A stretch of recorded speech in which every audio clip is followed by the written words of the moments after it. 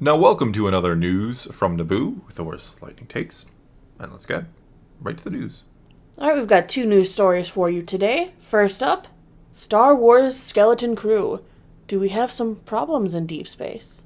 I see. Mm-hmm. Well, I don't see, but I'm assuming you're going to tell us about it. Well, first off, we do know that there's been some problems on the production set. We've seen stories now claiming that crew members have left the show, with one anonymous crew member saying skeleton crew has been rougher than every other Star Wars production combined, and added that some have felt underappreciated, disposable, and disrespected. Reminds me of the MCU artists, CGI artists who were working 25 hours a day. Literally, somehow. Literally, yes. They broke time and space. They used an infinity gauntlet or something to make them work. I mean, even more hours in a day than possible. Yeah. Sorry, go ahead. According to Disney, they're saying that the show is still on schedule and that they cherish their skeleton crew. Oh. Yes. Funny that they call it skeleton crew. They're being worked to death. Sorry. I mean, I know I have nothing but sympathy for the crew and all that. I do wish them the best of luck, and I'm hoping that the crew gets treated better. I just wonder what is actually happening. Do we have, examples? I mean, is it just the schedule is bad, or the working conditions, or what's expected of them, or what is it? I don't know. I mean, we usually don't hear about this kind of stuff, so hearing about it in general means that there's got to be at least a grain of truth to it. Yeah, it tends to be a grain of truth when you have so many reports apparently coming out about this. But what's interesting is we've also had now rumors, and I underline the word rumors, of some of the plot details for the show. So this could be spoiler territory if you want to go in this fresh. All right, so spoiler warning. We'll meet you at the next chapter. Yeah, red alert, spoiler warning. All right, so we know that the show is focused on a group of kids getting lost in space.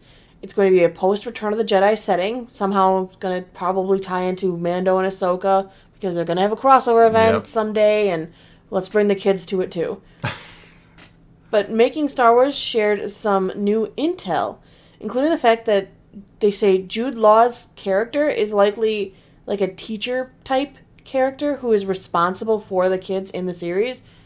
I think I predicted that, but I think I thought it was going to be like a nanny droid type thing. Where well, it was it's a droid nanny something. Yeah. So it looks like he's going to be joining them on this adventure in space. The site is comparing him to Bran from The Goonies. I mean, they did originally want this to be like The Goonies in space. Space Goonies? I knew you were going to say that for some reason. I couldn't disappoint. I had know. to. The site also claims we're going to be seeing plenty of aliens, with one Weequay in particular bearing a striking resemblance to Hondo Ohnaka. So is it Hondo? Could be Hondo? We haven't seen a live-action Hondo. Not unless you count the animatronic in Galaxy's Edge, which I've never seen, but I know it exists. I know it exists, yes. It's like face rec technology, and it haunts you in your sleep or something. I don't know. Is it like a Furby? Is that what you're... No, it's Five Nights at Freddy all over again. Oh, yeah, it's Five Nights at Freddy. Watch out. Hondo will come for you. All right. I would be excited to see Hondo, though, show up out in wild space, knowing that his legacy goes on. Finally, the site notes that we can expect Skeleton Crew to explore the origins of the Night Sisters, though they will be somehow different from the witches we have met on Dathomir. Wait, this is post-Return to the Jedi, and you can explore the origin of the Night Sisters, which are extinct. From Clone Wars, yeah. Huh. But it's going to be different. It's going to go along with that stuff that got you mad last time, when I'm going to say, remember, they're probably going to end up in the new galaxy. Here it comes. I see that look. Why would they have Night Sister? Why would the origins of the Night Sisters originate from a different galaxy? Somewhere they said the words Light Sisters was spoken when they were talking about the new galaxy. Stop. Just stop. And the Light Sisters had a splinter group who didn't want to be good. So they left the galaxy? They left the whole galaxy to become the Night Sisters. I once moved to another town because I didn't like the neighbors, but I don't know that. Yeah, new galaxy, new problems. Yeah, our old apartment. Had some really unique neighbors there. They were so That wasn't the reason why we left. Well, they stole our package. Yeah, do we go into story time when they stole a package, opened it up, realized it was Star Wars stuff, and hey, we accidentally opened this, and well, at least you gave it back. But they also stole when we had ordered a new microphone. New microphone. We were first one of our first microphones. Yeah, they stole that one. They kept because they kept that one. That one. The Star Wars stuff they gave back. Whoops. It wasn't even a two. What's funny is I think the Star Wars collector box that they had was more expensive than the microphone. It was, we bought yeah. at the They had time. no idea what they were picking up. They thought they saw toys, they saw plastic toys and action figures. Like, oh, this has got to be garbage. We'll pretend we accidentally picked this up off their porch. But we'll keep the microphone. I'm like, ha, joke's on you. That was a cheap one. No, actually, it wasn't. But It wasn't. But, but it was cheaper. The toys were more expensive. Way off topic. Yeah. Sorry, everybody. They were horrible, though. They were bad, and they were just one of the bad ones we had there. Mm-hmm. They were mad because I closed my window. Remember, I closed the living room window because they were standing outside of it smoking a cigarette. Just decided to start smoking, and you closed the window. And then they're over there, like, complaining about me, so I went outside. I was like, you're smoking right in front of my window. Of course I came over and closed it. We don't smoke. And they're like, oh, you're being this and that. I'm like, no, we were the rude ones. I'm not being rude if you're standing in front of my open window to my living room, smoking a cigarette and talking on your phone. Who's the rude one? Clearly us for not wanting to breathe smoke and hear their pointless conversation. Absolutely. Like the people now listening to this pointless conversation. Sorry. Let's move on to the next article then, because we're just rambling, and I don't It's usually me that, yeah. All right, Shawn Levy. He is committed to making his Star Wars film. Committed. What does that even mean? It means Does a lot. that mean when he gets the 2 other ones he's working on done, he'll be there in 5 years to work on this one? That's the Star Wars way, isn't it? All right, so Shawn Levy, as we know, he's done Stranger Things, Free Guy, and Deadpool. He's confirmed. That's an odd collection of... That's a weird resume. I'll put it that way. Yeah. But he is he's confirmed directing an upcoming Star Wars film. The project is still in very early stages, but the director recently hinted that he wants to make a visual spectacle that is also joyful and filled with heart. Here's what he actually said. We're pretty early in development still, but my goal is to make a Star Wars movie that is like a lot of my movies, which is visual spectacle and a healthy dose of wish fulfillment, levity, and big heart. Hey, levity, big heart. Okay. Big heart is good. Visuals. I don't like when you lead with a visual spectacle, despite the fact that, yes, I will concede Star Wars tends to be a visual spectacle. But think of the other movies he's done. Compare him into those. He's done Free Guy. That was definitely a visual spectacle. Fine. It's a fun movie, yeah. Big heart. Yeah. Deadpool. I would say visual spectacle, but also levity, big heart, wish fulfillment. Yeah. Stranger Things, visual spectacle. Yeah, ish. Anytime you go to the Upside Down. Yeah, but it doesn't focus on the spectacle. It focuses on the... Well, spectacle can mean many different things. You can say Andor was a visual spectacle because of how grounded and how detailed and... It's a loosey-goosey term. Yeah, but also levity and big heart. When I hear visual spectacle in relation to Star Wars, I'm thinking you mean lots of explosions and lightsabers and, that kind of thing, which is fine, but you have to have... as George Lucas basically said, a special effect without a story is, pretty pointless. Tell that to Michael Bay. That is Sorry. The king of the spectacle. All hail. It is beautiful. Oh, jeez.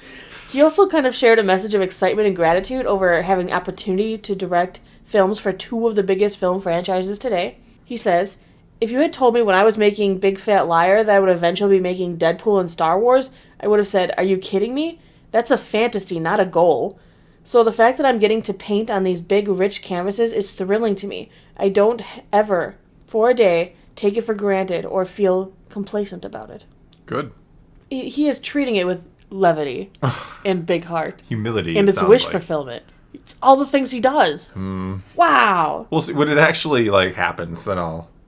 it's one of those things where I've gotten so used to hearing announcements and people talking about the movie. Even Ryan Johnson recently, again, talking about his film. Ryan Johnson. If I don't get to make them, it won't be the worst thing ever. You're right about that. Not for the fans. Sorry. Sick burn. But Levy is currently deep into pre-production of Deadpool 3. He'll be shooting that next May ahead of its November release for 2024 So he does still have a full schedule. He is expected to commit, though, to Star Wars after he's completed that film. His quote is relevant, though, to the current news cycle. I mean, Patty Jenkins just confirmed on social media that she's, signed a deal with Lucasfilm to return to Rogue Squadron. Ryan Johnson's trilogy. I'm just not sure. Expected to commit is my new favorite term ever. I'm expected to commit. But that's like the opposite of committing. But here's kind of an update. He did another interview recently with Collider, and he talked about the fact that plenty of filmmakers have been announced to be developing new Star Wars films, but not many have actually made one, just like you said. Yeah. But here's what he said. Yes, I'm very aware of the ratio of filmmakers who get to the starting line. But here's my attitude. I have this golden ticket into a galaxy far away, and I'm going to devote myself to developing a screenplay that gives me the privilege of making this movie. As soon as I'm done with what I'm doing right now. I don't attach to things because it looks good in a trade announcement. I attach to things that I intend to make. And you better believe I'm not going to squander this juiciest of opportunities. I'm going to work my butt off.